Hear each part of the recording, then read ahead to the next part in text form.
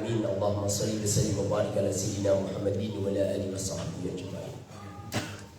Setiap jabang bayi lahir, Allah titipkan kekuatan 5. 5 ini yang akan menjaga manusia yang tadinya lemah menjadi kuat, yang tadinya hina menjadi mulia, yang tadinya fakir menjadi kaya, yang tadinya maksiat menjadi taat, yang tadinya neraka menjadi surga. Apa kekuatan 5 itu? Yang pertama adalah jasad.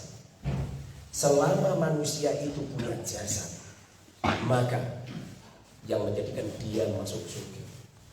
Ada jabang bayi belum sempat punya jasad, lalu mati masih dalam kandungan, tidak bisa masuk surga. Jadi sesungguhnya jasad manusia ini adalah sebuah kekuatan.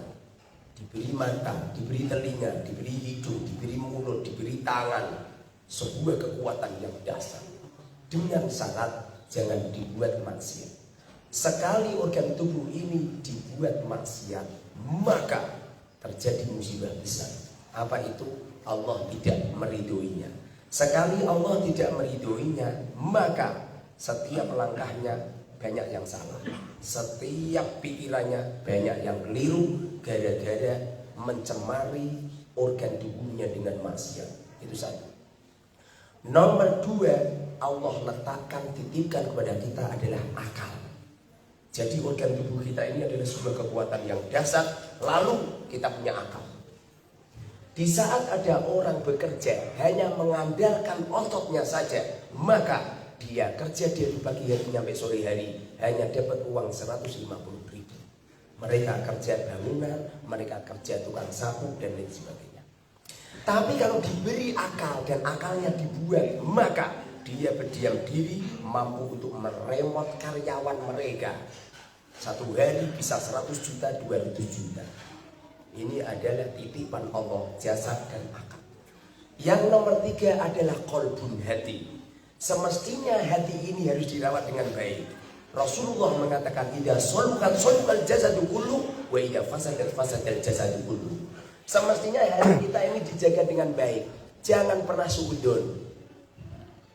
Panjenengan melihat tempat karaoke, jangan pernah mengatakan mereka maksiat, mereka ini itu jangan. Karena sesungguhnya sekali panjenengan punya penilaian yang jelek, maka hancur panjenengan.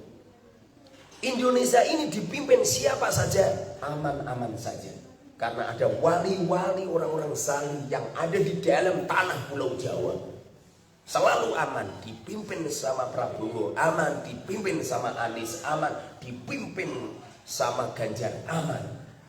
Jangan pernah suudzon. Semuanya baik. Barang siapa suudzon kepada orang lain, sesungguhnya mereka bunuh diri.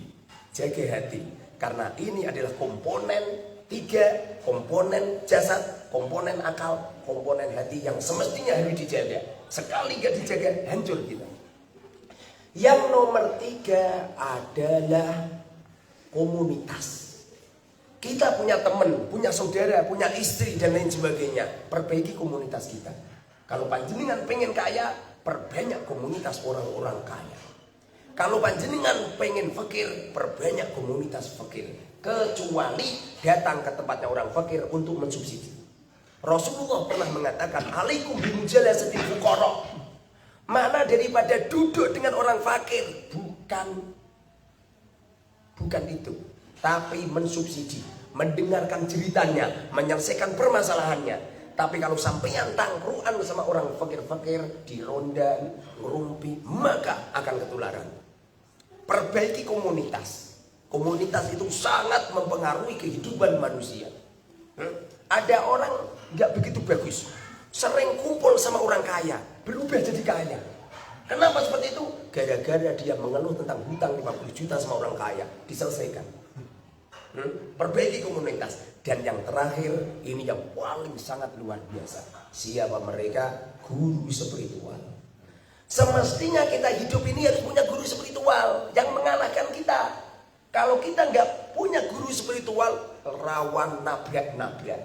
Pada akhirnya seperti panjenengan punya hutang di perbankan, tidak bisa menyelesaikannya, nyampe pada akhirnya keluarga hancur, istri minta cerai, rumah disita sama perbankan. Kenapa seperti itu? tidak ada guru pembimbing, kayak tidak ada guru spiritual. Siapa guru spiritual? Ikuti dawuh Allah, ittabi'u man la yas'alukum ajran wa hum muhtadun. Ciri-ciri guru spiritual tidak pernah merepotkan panjenengan. Tidak pernah minta sumbangan, tidak pernah minta bantuan.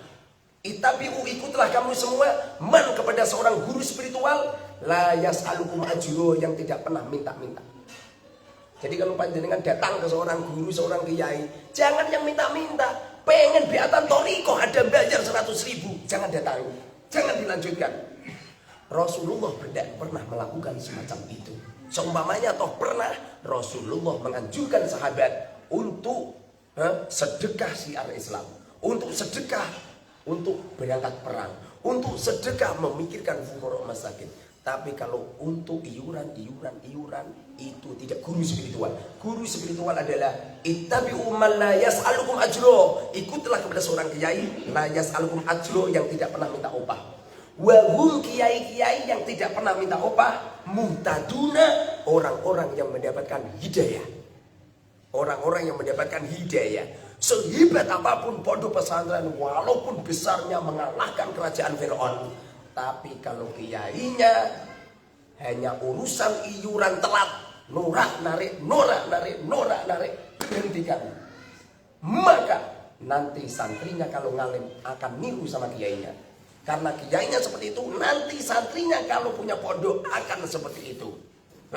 Karena sesungguhnya awal terjadi semua kesalahan adalah hubbu dunya, ra'su kulli khoti'ah. Hubbu dunya, ra'su kulli khoti'ah. Cinta harta, rakus dengan harta. Awal daripada kesalahan. Ustadz, orang wali santri itu kaya Ustadz. Kalau ada wali santri waktunya bayar belum bisa bayar, berarti fakir. Kalau fakir, innamas shadaqatu lil fuqara wal masakin. Kalau dia fakir, perlu disubsidi, perlu dibebaskan, perlu dimudahkan. Karena sesungguhnya orang kaya di akhir zaman ini kayanya adalah kaya casing. Kelihatannya mobilnya kinclong-kinclong, semuanya kredit. Rumahnya kinclong-kinclong, semuanya kredit. Nyampe punya istri kinclong-kinclong, kredit juga kan. Alhamdulillah, semoga manfaat barokah. Alhamdulillah, Allahumma shalli ala sayyidina Muhammad wa ala sayyidina Muhammad. Rabbana atina fid dunya hasanah wa fil akhirati hasanah wa qina adzabannar. Walhamdulillahil alamin. Al-Fatihah.